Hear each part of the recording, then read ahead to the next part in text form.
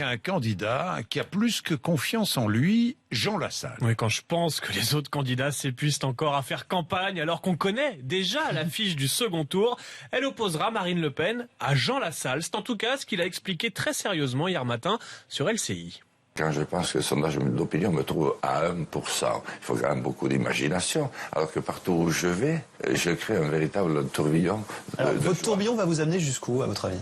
Jusqu'à l'Élysée. Jusqu'à l'Élysée? Oui. Parce que dans 4 semaines, on connaîtra l'affiche du deuxième tour, là. Elle est quasiment connue. Ce sera certainement Madame Le Pen, puisqu'elle est installée d'office contre moi. Ce sera Le Pen contre moi, c'est ce qui s'appelle croire en son destin et n'allez surtout pas dire à Jean Lassalle que pour l'instant il est un peu seul. Combien était-il autour de De Gaulle quand il a fait le choix qui a été le sien? Combien était-il autour de Gandhi? Combien était-il autour de Mandela? Ben voilà, dit comme ça, quand on est Gandhi du Béarn. Mais oui, le Mandela des Pyrénées, tout de suite, ça en impose un peu plus. Ah oui, non mais lui aussi espère déjouer les pronostics. Jean-Luc Mélenchon, qui était hier l'invité du WWF France. Et comme chaque candidat interrogé par l'ONG, il a déroulé son programme pour la planète, mais surtout, il a répondu à la question que tout le monde se pose. Quel animal seriez-vous? Écoutez, j'aimerais être une bête dissuasive et sociale. Donc plutôt un éléphant. Non, mais sinon, mon animal favori est le chat. Mais non, mais préférerais être un éléphant. Il me semble que c'est tout de suite plus intéressant.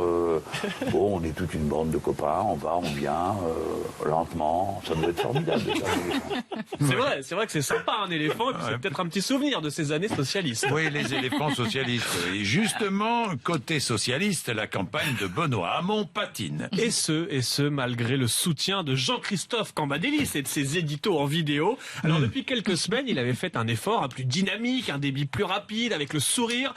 Mais depuis hier, le naturel est revenu au galop. Alors si vous avez besoin d'un petit coup de boost ce matin, je vous propose de découvrir le dernier édito de Camba.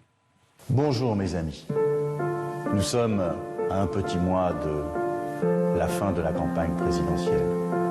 Nous sommes dans ce moment où la situation est un peu confuse. Pourtant, Benoît Hamon indique les grandes clés de cette élection présidentielle. Il est temps de faire mouvement avec le Parti socialiste. À bientôt, mes amis. Il est temps de faire mouvement, tout dit Jean-Christophe Cambadélis. Alors, si avec ça, la campagne de Benoît Hamon ne décolle pas, c'est à n'y rien comprendre. Des nouvelles de François Hollande pour terminer. Il est en pleine tournée d'adieu. Et oui, en ce début de semaine, il est en Asie du Sud-Est, tout sourire face aux Français de Singapour, qui ont eu droit d'ailleurs à des petites blagues en guise de discours.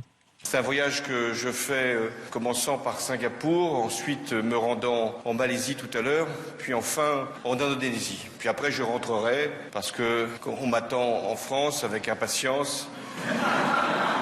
Donc je ne voudrais manquer vraiment à aucune sollicitation, répondre à toutes les questions et éventuellement apporter des réponses. Donc voilà, plus vraiment crédible. Quand tu dis qu'on l'attend en France, ça fait rire toute la salle. Bientôt les vacances pour François Hollande.